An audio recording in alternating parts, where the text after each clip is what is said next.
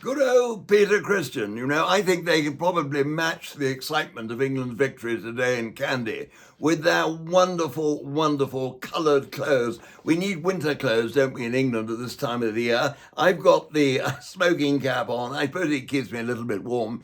But, this is lovely, dark burgundy. You can get them in green, and also I can get them in purple. I got a purple one in the post, I think. But there are all the coloured cords, the duffel coats, and all the wonderful winter gear that will help you thwart the very cold weather at the moment. So get your orders in to be Darrow Peter Christian, and they will come back to you with a good discount, and you'll be away.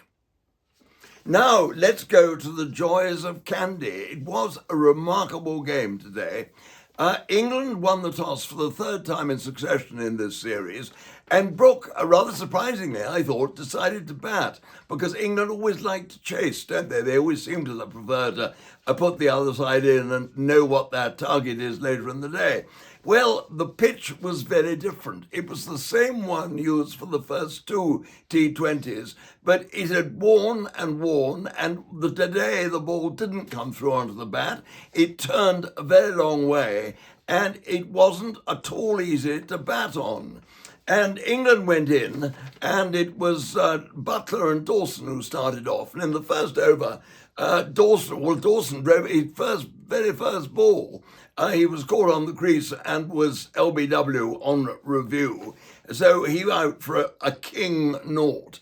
Buttler played some good strokes, as he normally does, driving a field four, and he hit one splendid six. But wickets fell pretty regularly at the other end. Bethel went for three. I'm just having a quick look at the scores, and then it was 7 to Benton, and the captain, Brooke, made just 4 before he pushed the ball, a slower ball. There was, I think, 3 or 4 very, very good changes of pace, which accounted for early wickets. England were slightly puzzled by the slower ball, which, fun enough, was made even slower still by this pitch.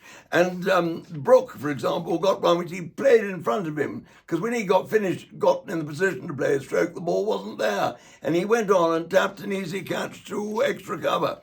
Anyway, England were 56 for 5, and it really was a pretty dismal start. Buttler was out for 25, caught in the deep. And then the innings was really hung together by a splendid innings of 58 from Sam Curran. He's a big left-hander. He played some wonderful pull strokes, hammered the ball square of the wicket on the offside on 1 or 2 occasions, and ran brilliantly between the wickets. He was helped in a partnership with Liam Dawson of 47, and this was actually much the biggest partnership of the day for both sides. And Dawson went on to make a very hard fought, and he really worked hard to get 14. But he and Buttler, and of course Curran, were the only 3 to reach double figures for England. And when the end came, it did seem that 128 was not going to be enough. I mean, it's not a particularly small ground, but it's not a very big one either. And the outfield was quick. And anyway, I think the crowd all thought, very good crowd again, they thought Sri Lanka were going to get up there. Well, they too started badly. Mishara was out in the first over. Luke Wood was in the side for this match. It was his first game in Sri Lanka. He left arm fast, tall, blonde, and he bowled jolly well. It was a good first over, and he had Mishara caught behind the bowler at mid-off, mistiming a drive. We had the usual flurry of strokes from Nissanka, who got into the 20s, as he always seems to do, the 20s or 30s, and then gets out. He picked up Dawson, and Dawson bowled early on and was caught at deep mid-wicket. And then Kusal Mendes played some very good strokes. He's a very adept sweeper. He played some very good shots on the leg side.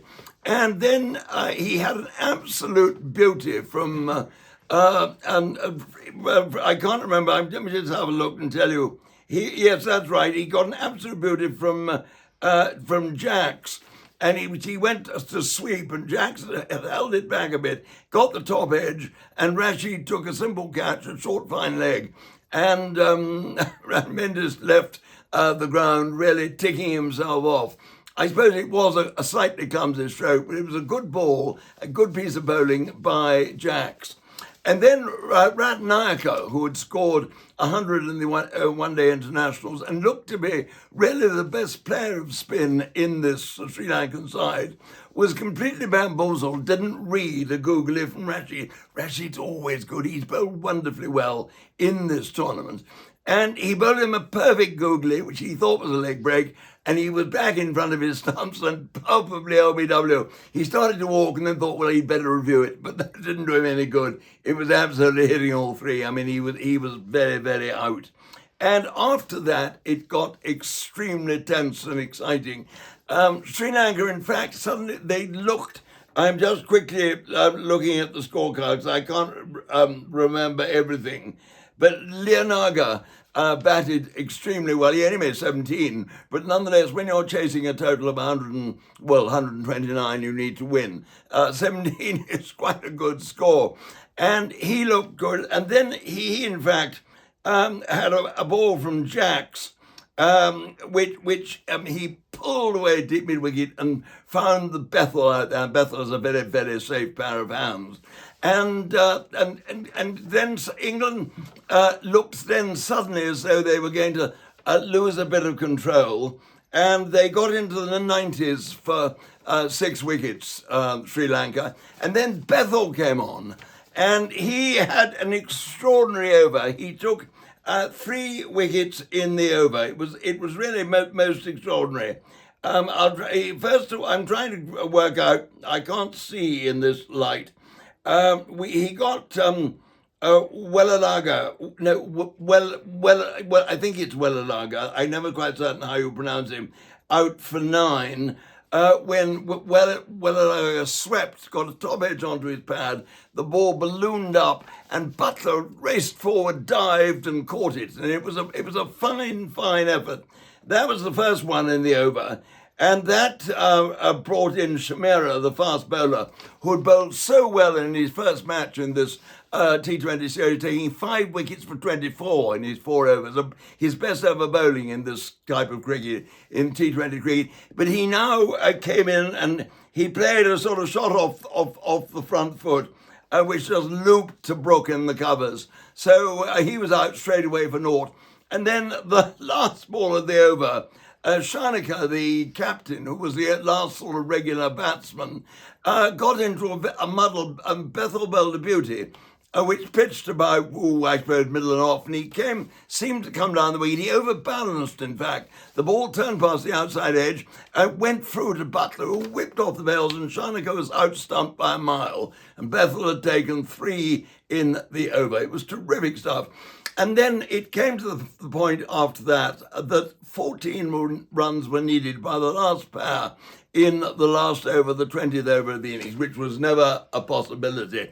As it so happened, it was the last man,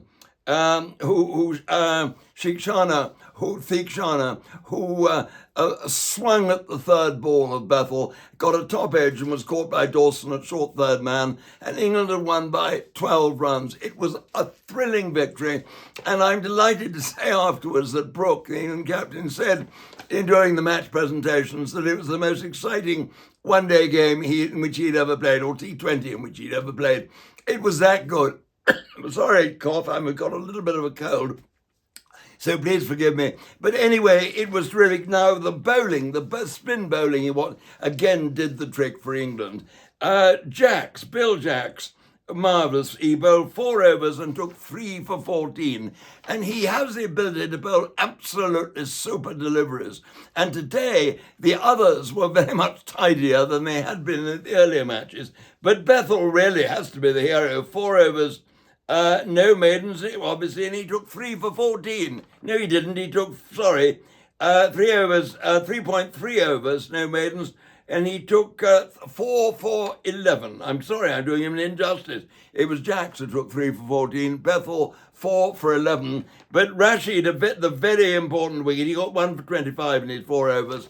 Perhaps didn't bowl as well as he has done, but that one delivery which got Ratnayaka LBW was an absolute peach of a ball. So it was a wonderful day's cricket, and it's left England in a great state of mind to go to India for the World Cup. They'll be playing Nepal in Mumbai next Sunday. That's on the 8th of February. And I shall be on air for you that day, so remember to join in.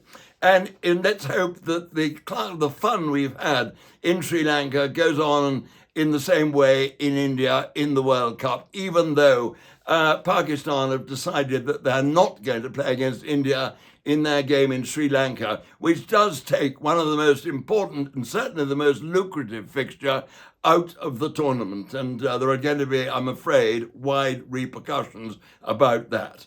But meanwhile, the other problematic people in the England side, McCullum, the manager, Brendan McCullum, and obviously Harry Brook, the captain, under clouds for what happened in New Zealand and Australia and everything else, they will be feeling much happier after these results. So, Peter Christian forever, keep your orders coming in, keep looking at their website, and keep buying these wonderful gentlemen's smoking caps, won't you? Remember, green, purple, and dark burgundy.